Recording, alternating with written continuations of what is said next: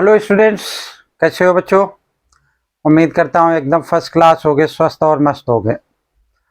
तो आज हम बताएंगे आपको सर्कल में एक बिल्कुल ही नया कंसेप्ट, जो कि पहले की वीडियो में मैंने नहीं बताया है, हमारी एनसीईआरटी बुक में भी नहीं बताया गया है, आर डी शर्मा में कहीं कहीं पर इंटरेक्ट किया गया है। तो उसी से रिलेटेड मैं आपको इस वीडियो में कुछ कंसेप्ट बताऊंगा, जिनका कि इस्तेमाल क्या होगा कि आप जो है, कभी कभी क्या होता है कि क्वेश्चन में, पेपर में जो क्वेश्चन आता है वो आप देख करके सोचते हैं कि ऐसा क्वेश्चन तो कभी सामने आया ही नहीं, अभी कैसे होगा।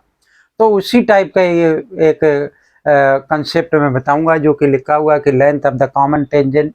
यानी तो हमें ये बात पता होनी चाहिए कि what is the common tangent, तभी तो हम इसकी लेंथ फाइंड आउट करेंगे, है ना। तो एक कॉमन टेंजेंट होता है और दूसरा क्या होता है कि ट्रांसवर्स टेंजेंट हुआ करता है।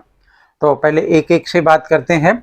सपोज करो कि एक सर्कल मेरे पास ये बना हुआ है और दूसरा सर्कल चाहे इसे थोड़ा डिस्टेंस पे बना ले या फिर इस तरीके से बना ले।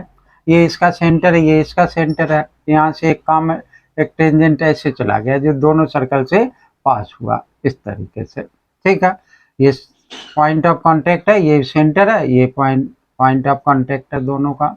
तो ये जो लाइन है ये क्या है कि दोनों सर्कल का कॉमन टेंजेंट है, और ये वाला भी टेंजेंट है जो कि इन दोनों से पास हो रहा है ना। तो अगर ये दोनों से पास हो रहा है तो इसको हम क्या कहेंगे, दूसरे वाले को ट्रांसवर्स टेंजेंट कहेंगे।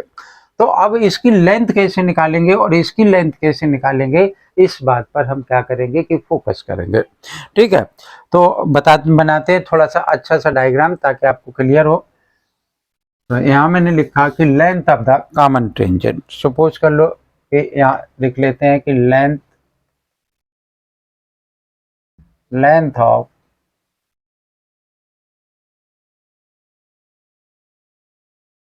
Common tangent. ठीक है, तो एक सर्कल तो मैंने ये बनाया और दूसरा सर्कल बनाया ये।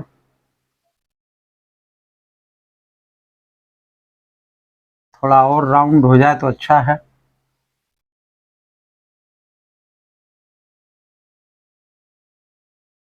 दूसरा ये बनाया। एक टेंजेंट बच्चे इस तरीके से पास कराया हमने।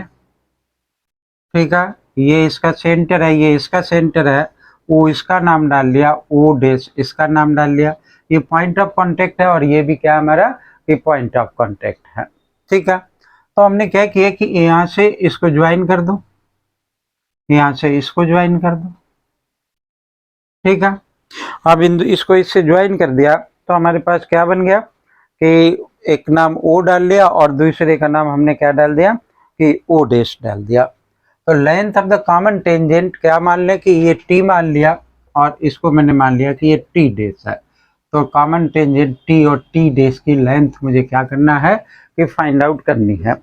तो इन दोनों की लेंथ बच्चे टी टी डैश किसके बराबर होगा, T T dash is equal to square root of the, क्या लिख लूं कि ओ, इसको इससे ज्वाइन कर दो इस तरीके से, ओ ओ डैश इसका स्क्वायर, और क्या कर देंगे कि माइनस कर देंगे, माइनस R1 ये मान लिया और R2 मान लिया, ये R1 minus R2। R2 minus R1 भी लिख सकते हैं कि ओ डैश का square minus R1 minus R2 का होल स्क्वायर। ठीक है, किसकी लेंथ आ जाएगी, ये कॉमन टेंजेंट है हमारा, इस कॉमन टेंजेंट की लेंथ आ जाएगी, यानी टी टी डैश बराबर हो जाएगा कि square root of O dash minus R1 minus R2 का होल स्क्वायर। ठीक है, अब देखो इसी, ये तो हमने जो बनाया वो तो बनाया है। एक क्या करें कि यहाँ से इस तरीके से एक टेंजेंट ड्रॉ कर दें, जो कि ये पॉइंट ऑफ कांटेक्ट है।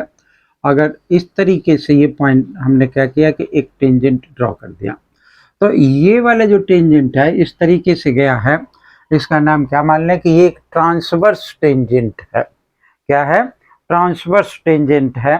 तो मुझे क्या करना है कि इसकी वैल्यू निकालनी है।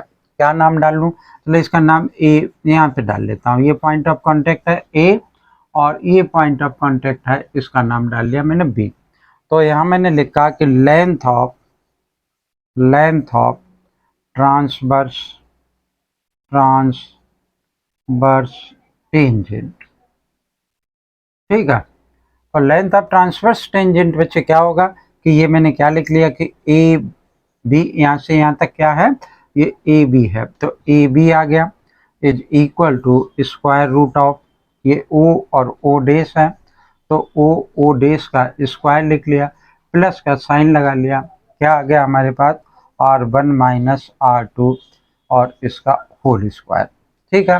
तो ये जो हमारा ये सॉरी ये माइनस रहेगा, ये प्लस हो जाएगा, ये तो माइनस है और ये प्लस हो जाएगा। तो अब ये जैसे ट्रांसवर्स टेंजेंट थोड़ा अजीब सा वर्ड इस्तेमाल किया गया है, तो कॉमन टेंजेंट के अलावा मैं इसको क्या कह सकता हूँ कि इनडायरेक्ट कॉमन टेंजेंट कह सकता हूँ। जो ट्रांसवर्स लिखा हुआ है ये इनडायरेक्ट कॉमन टेंजेंट है और ये वाला क्या है कि एक डायरेक्ट कॉमन टेंजेंट है। तो इन दोनों टेंजेंट्स की लेंथ मैं इस तरीके से आसानी से निकाल सकता हूँ, है ना।